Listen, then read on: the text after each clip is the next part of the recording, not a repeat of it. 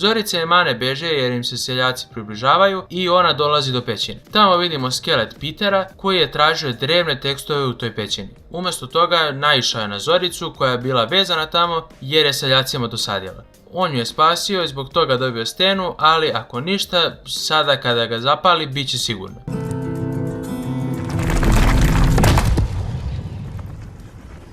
Ipak ne, sada poraženi ona pokušava da se ubije, ali joj ne uspije i vidi svoju baku. Tada shvati da je baba ta koja je dala prokletstvo i da je ona jedina koja može skinuti. Oni idu po šumi i pričaju o svojoj prošlosti, svi su pričali Zorici kako je njena porodica puna veštica i da nema oca. I Mane kaže kako su ga pronašli u rijeci. Molim, u igri žmurke nekako je zarobe babe i uhvate Maneta.